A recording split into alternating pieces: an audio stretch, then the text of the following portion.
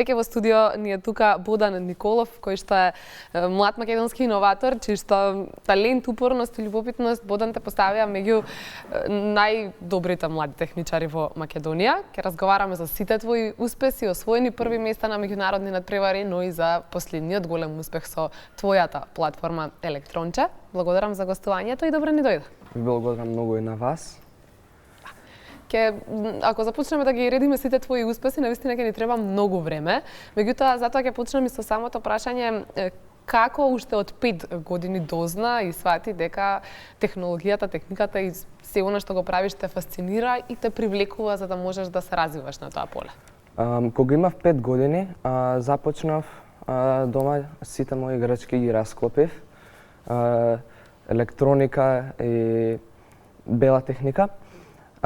И внатре имаше жички, запчаници, мотори и тоа ме фасцинираше како сите тие работи можат да направат количка на далинско или да се движи нешто, да трепка нешто. И така започнав да истражувам и открив дека со тие делови јас можам моите идеи да ги реализирам. Ако сакав, например, да си направам количка на далинско, баш со тие делови можев тоа да го направам.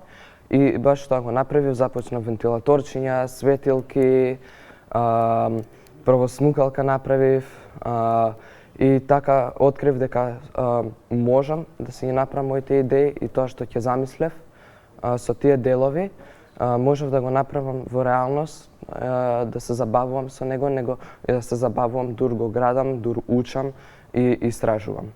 Како понатаму го надополнуваш и го развиваше својот талент, кога за прв пат имаше поголемо надпреварување, каде што се стигна со многу поголем успех? Моето, продолжив да истражувам и сакав да направам некои посериозни проекти, роботска рака, производна лента. Но моето прво надпреварување беше NASA Space Apps, кога имав 8 години. Тоа е тимска работа и ние требаше да направиме ровер за на Марс и освоивме прво место и тоа мене многу ми значеше, бидејќи видов што се може да се постигне со тоа знаење и тоа ме инспирираше да продолжам да изработам многу повеќе проекти. Мојата роботска рака што е изработена користејќи моторчиња од количка на далинско и на неа освоив прво место на државен надпревар по роботика, прво место на Макинова и тоа ме инспирираше да продолжам понатака, да истражувам, да си го проширувам моето знаење. Ке зборуваме за секој твој успех постигнат на светско ниво и за сегда каде ни се светот си не представувал како држава, меѓутоа за твојот последен голем успех, а тоа е твојата идеја околу платформата Електронче, целосно твој проект, ќе ни раскажеш како дојде до идеја, зошто мислеше дека е потребно во Македонија да има една таква едукативна платформа која што на некој начин преку практичниот дел ги мотивира љубопитните деца и млади да учествуваат и да ја следат твојата работа со цел да може веќе и сами да почнат да се играат. Да. Како што спомнав, сите играчки ги расклопив дома и моите родители не им се допаѓаше тоа многу. И јас не ќам некој друг да треба да биде толку тешко за неговите идеи и да си го прошира неговото знаење и тоа ме инспирираше со мојот другар Заки да креираме платформа Електронче, која што ќе им стигне пакет на деца од 2 до 5 години, 5 до 10, 10 до 15 и 15 до 18 ќе им стигнат тие играчки веќе расклопени и они ќе треба да ги склопат и дури ги склопуваат да научат како функционираат, да добијат нови идеи, но и после со тие делови да можат они нешто да креираат што они си замислиле. Исто таа платформа ќе нуди менторство и резервни делови ако сакаат да си ги прошират нивните идеи и нивниот проект. Со оваа платформа, твојот тим влезе во топ 50 од 248 тимови во Македонија на надпреварот средношколец милионер. Очекуваше ли ваков успех и каква беше целата подготовка, а и самиот процес на надпреварување? Имавте онлайн гласање, ја добили поддршката која што ја очекуваше?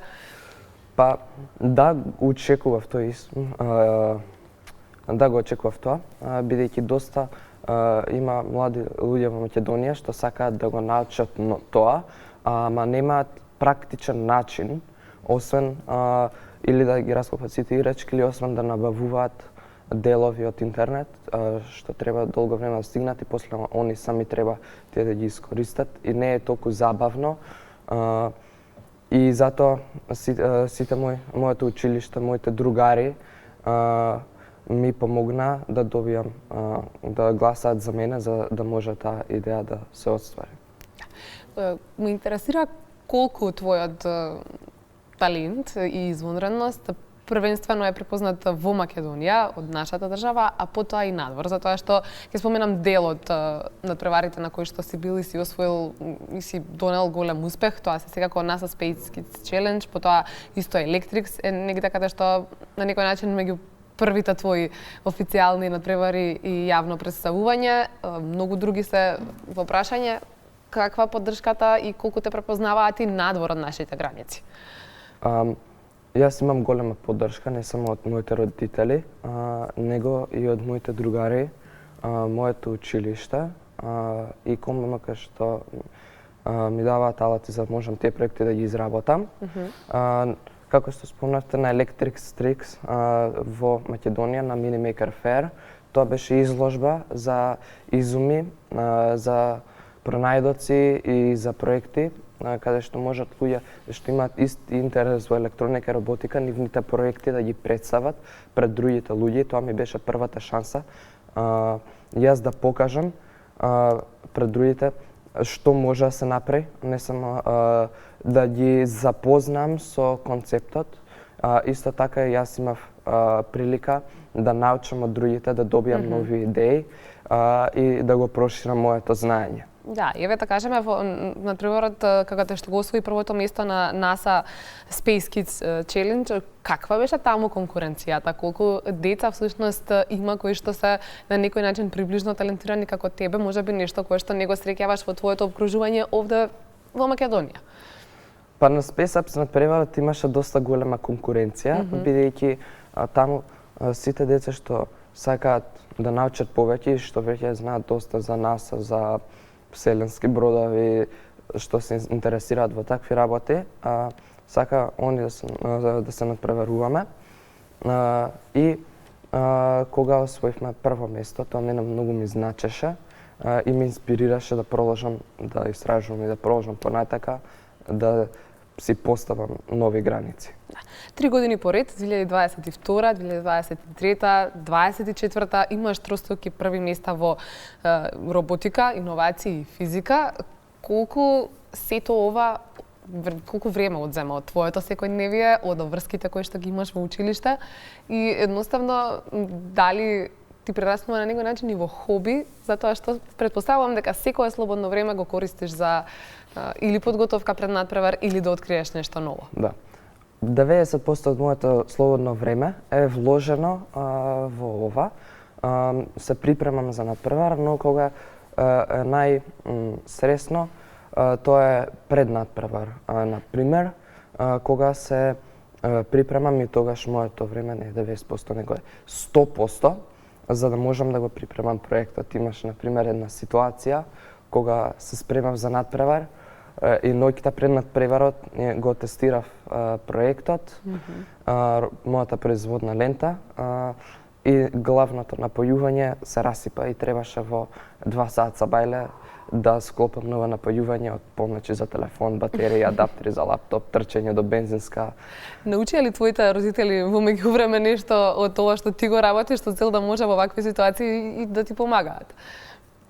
Па, да, научија дека да не ги чачкам проектите пред надпревар. Исто така научив да најдам нови системи кои што ќе да најдеш алтернатива. Да најдам да имам ностоп план Б за ако нешто се случи да може да се поправи. Например, имав ситуација на надпревар по физика, кога правев тунел за ветар, што покажуваше како воздухот се движи околу автомобил или авион и користев греач од машина за кафе и глицерин да создадам пареа, за да може да се види воздухот и тој греач се расипа баш сати пред надпреварот и истата вечер требаше да смислам нов систем и буквално го склопував во кола, одев кон надпреварот, но на крај супер испадна прво место. Верувам дека сето тоа е навистина стресно, меѓутоа резултатите кои што отпосле пристигнуваат се нешто што те мотивира. Навистина имаш многу што да ни раскажеш и да ни откриеш и каде си не представувал и меѓу каква конкуренција, но она што е најважно е веројатно што тебе досега ти оставило најголем впечаток, без разлика дали местото на кое што си се представувал, надпреварот или можеби проектот, иновацијата со која што тогаш си се представил. Што од се ова досега ти е тебе можеби најдраго?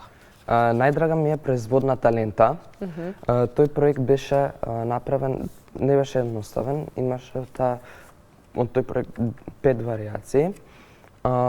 Сакав да направам нешто ново и нешто што е автоматски. Например, имав роботската рака, што ми беше претходен проект што користеше џојстик за да се контролира, но овој пат сакав да направам нешто што ќе биде автоматизирано. И си играв со музичка кутија и видов дека има као тркалце со боцки на него, и кога тие боцки ќе удрат метална лента, ќе вибрира и ќе прави музика.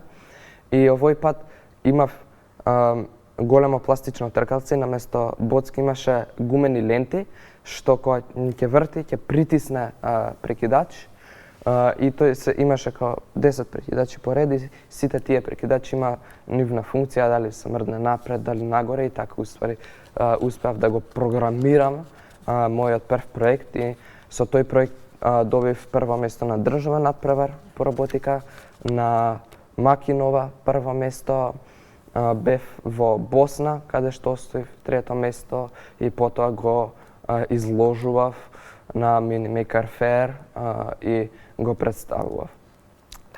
Бодан, само да нагласам дека имаш само 15 години, а биографијата твоја навистина е прилично голема и долга. Што планираш за во иднина? Како се гледаш себе си, каде, во кое поле? Секако претпоставувам роботика, меѓутоа со оглед на тоа што многу сакаш да експериментираш и да се надоградуваш, каква ти е твојата замисла за твојата иднина? Дали ќе го продолжиш своето образование во Македонија или можеби имаш планови за некаде надвор? Па да, имам планови за негде надвор, пошто сакам да одам на некој универзитет што има доста добра програма за електромеканика, и сакам да бидам електромеханичен инженер, пошто тоа навистина ме фасцинира како електрониката и меканиката може да се спојат заедно, да направат нешто што може да ни помогне нас, што да реши некој проблем, и тоа ме инспирира да учам повеќе секој ден, да истражувам, да најдам нови решенија. Пред да ти се заблагодарам за денешниот разговор, кој е твојот совет можеби до децата и младите кои што те гледаат, освен Електронче, платформа на која што може да зголемуваат нивната креативност и љубопитност, кој е начинот да се следат со ништата, затоа што ти ова го правиш од својата 5-та година?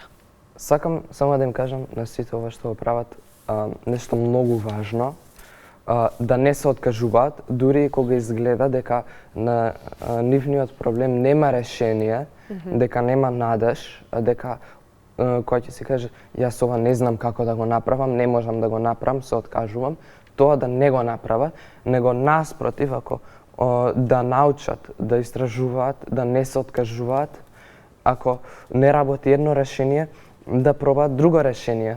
Можеби, ако не работи друго решение, може ќе научат нешто ново. Значи, да не гледаат кога нешто не им функционира како лошо нешто, да го гледаат тоа како лекција за да научат нешто ново, и треба баш тоа да ги инспирира да проложат, и баш заради тоа треба да ги инспирира да научат повеќе за да не им се случи истото тоа во иднина. Благодарам уште еднаш многу, ти ги посакувам сите успеси и да го оствариш она кое што го имаш како сон за твојата иднина и кариера.